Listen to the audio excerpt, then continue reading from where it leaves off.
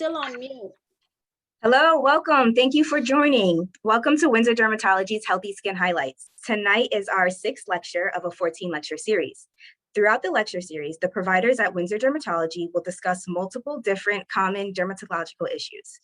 Tonight, it is my pleasure to present Dr. David Nieves. Dr. Nieves practices all aspects of dermatology.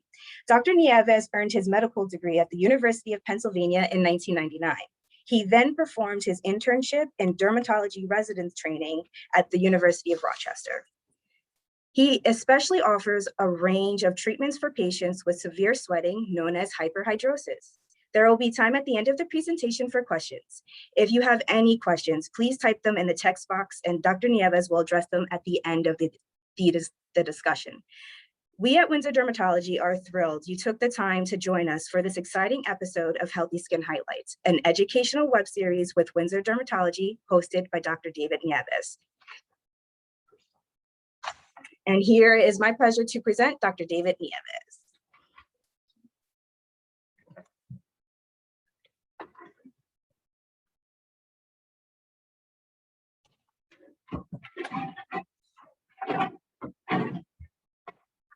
Thank you all for joining tonight. Tonight we're going to be talking about a medical condition called hyperhidrosis, which is a fancy way of saying severe sweating. So I'm Dr. David Nieves. I'm a board-certified dermatologist at Windsor Dermatology. And I'd like to say that before we get started, that a key take-home point for today's discussion is that I'd like everyone in the audience to appreciate that severe sweating is indeed a medical problem and the treatment is available. So we'll begin by defining what hyperhidrosis is, and then we'll focus on how it can be treated. So the main purpose of sweating is the regulation of body temperature. Sweat transfers heat from within the body outwards through the skin, and it's released through evaporation into the air, creating a cooling effect. Hyperhidrosis is defined as excessive sweat production that exceeds the body's thermoregulatory needs. The condition affects 4.8% of the US population, and it is widely undertreated, often because of lack of awareness. So hyperhidrosis is classified into two forms, primary and secondary. We're going to start out by talking about secondary hyperhidrosis first. Secondary hyperhidrosis is caused by an inciting medical or physiological condition. Causes can include cancer, infections, and that would include tuberculosis, malaria, HIV, endocrine or metabolic disorders, such as hyperthyroidism, adrenal dysfunction, or a type of tumor called a carcinoid, which is an endocrine disorder, and certain medications as well. In secondary hyperhidrosis, sweating is widespread. It occurs during sleep, and it tends to have an onset in persons aged 25 and up. Having said that, secondary hyperhidrosis accounts for only a small fraction of cases of hyperhidrosis. 93% of all cases of hyperhidrosis are defined as primary hyperhidrosis. Primary hyperhidrosis is not caused by an underlying health issue, but rather by excessive neurological stimulation of sweat glands. It typically begins in patients ages 14 to 23, and it's often limited to certain specific body locations, such as the underarms, palms, soles, and sometimes the craniofacial areas. It can be either intermittent or continuous, and generally only occurs while people are awake. Although the vast majority of cases of hyperhidrosis are considered primary, this is considered a diagnosis of exclusion. And primary hyperhidrosis should only be diagnosed after secondary hyperhidrosis has been excluded. And this can usually be done by just talking with the patient, a conversation between the patient and their doctor about the patient's specific circumstances and experiences. And it usually doesn't even require any laboratory tests. Hyperhidrosis can affect daily activities, social interactions, and work function. It can cause embarrassment, low self-esteem, and interfere with social and intimate relationships. In one study, 32% of affected people describe it as unbearable and causing constant disruption to their life. 63% of people with hyperhidrosis feel unhappy or depressed. So, all right. So now that we've discussed the types of hyperhidrosis and the severe impact it can have on someone's life, let's now talk about how it can be treated. There are a variety of treatment strategies.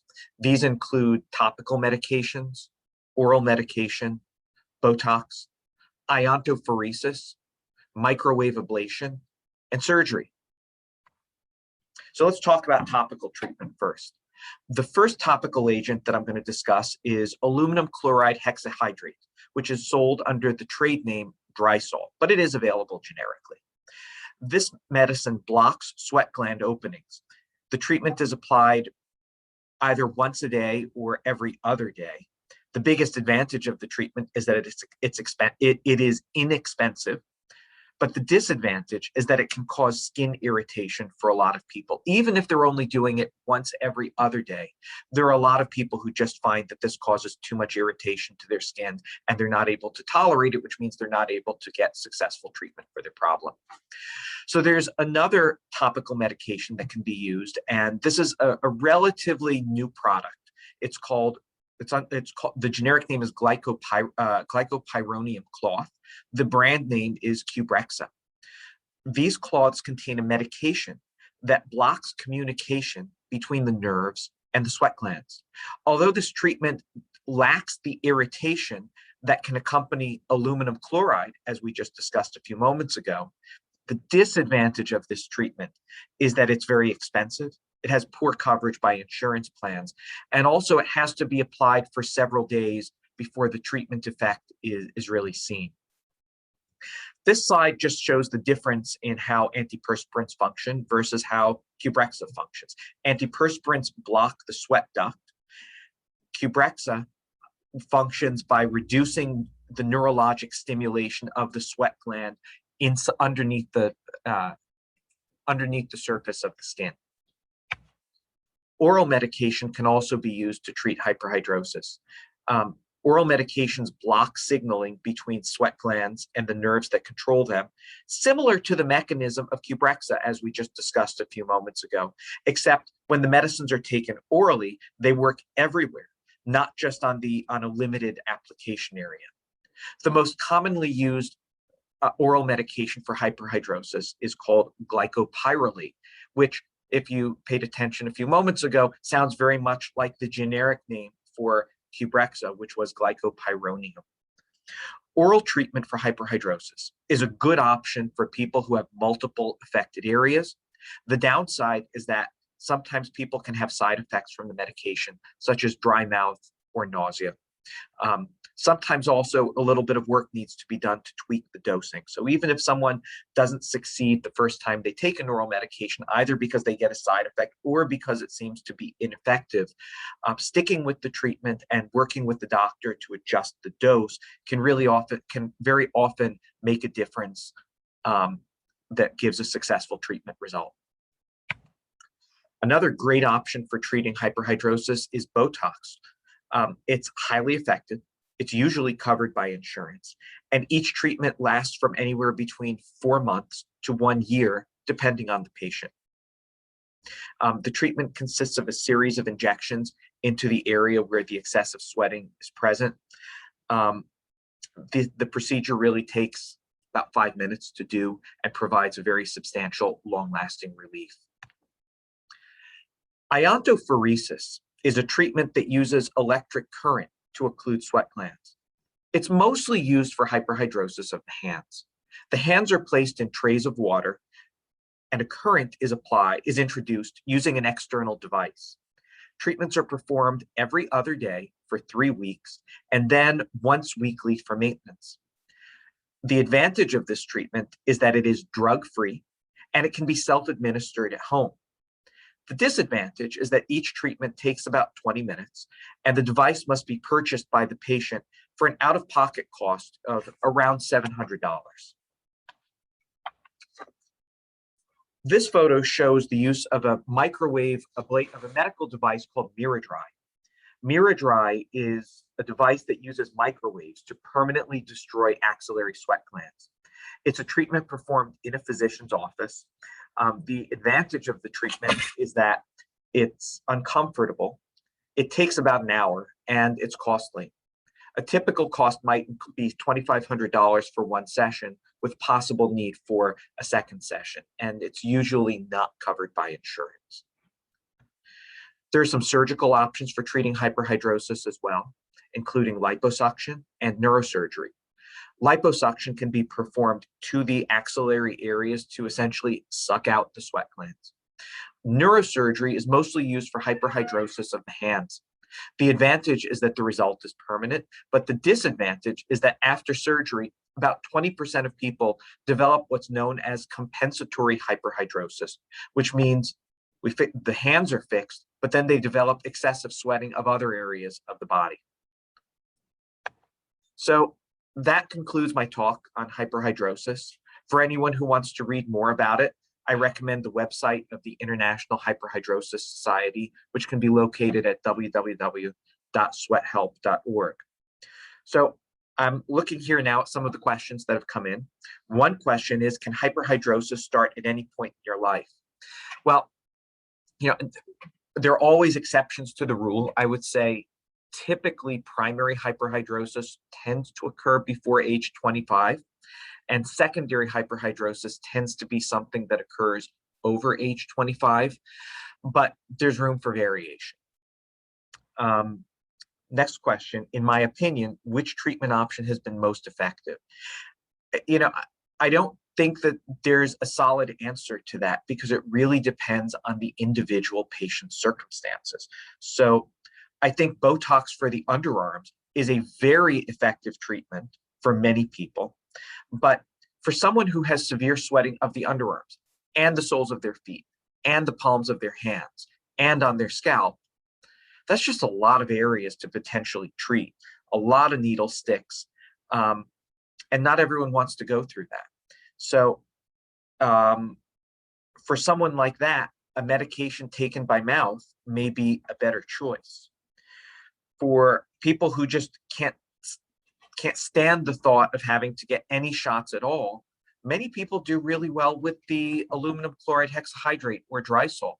Again, it really depends on the patient's individual circumstances, values, and preferences. Next question, are there side effects to Botox? In my personal experience, and I've been doing Botox injections for hyperhidrosis for probably 19 years now, I would say that when used to treat the underarm areas, I've never had a patient develop a side effect. When used to treat the scalp, which isn't that often, but I do it sometimes, I've never had a patient have a side effect. When used to treat the hands, there can be a side effect of decreased grip strength. For most people, it's not a huge problem. But if someone were a pianist, or if someone were a gymnast who needed to hold parallel bars tightly, it could potentially be an issue. Honestly, I don't think anyone's really ever complained to me that it posed a substantial problem for them, but people may note that they do notice a slight difference. Does this ever go away as children age? I would say that I have very few senior citizens who come in for this problem. I think that when it occurs in kids, that it often, unfortunately, does persist into their 20s, 30s, maybe even 40s. Eventually, it may go away. But I think it's very important for parents to recognize that this is something that can have a very substantial impact on a child's self-esteem, quality of life, and that it's not just a nuisance where they can just get a towel and wipe themselves off every once in a while. When a child needs to shake hands with someone, or a teenager wants to hold hands with someone they're going out on a date with, having hands that are drenching with sweat, we're having we're having underarms that are so sweaty that clothes need to be changed multiple times per day. It's really a big problem, and it tends to break my heart when I see cases where parents underappreciate the impact that this has on their child's quality of life. So I really do encourage parents to bring their children in for treatment, and we can really do something that helps. Is Botox safe for teenagers? Yes. For hyperhidrosis, yes. I've done it many, many times. I've never had a problem. Now, having said that, offhand, technically it may be an off-label use to use it in a teenager for sweating, simply because when the manufacturer did their clinical trials, they may not have included teenagers in the studies. Offhand, I don't recall. I'm speaking mostly from personal experience. For what it's worth, the medication Cubrexa that I mentioned earlier, I believe that its FDA indication label is that it's safe and considered classified as safe and effective for ages 9 and up. Is light sweating on the top side of the foot considered hyperhidrosis? No one's really ever come to me with that specific situation, but I would say that if it's bothersome to someone and it's disruptive, it's something that I'd be happy to help treat. Well, it looks like that's the end of the questions. So I'd like to thank everyone for tuning in tonight. And if there are any other, I guess there are no other questions. So once again, thank you and have a nice evening.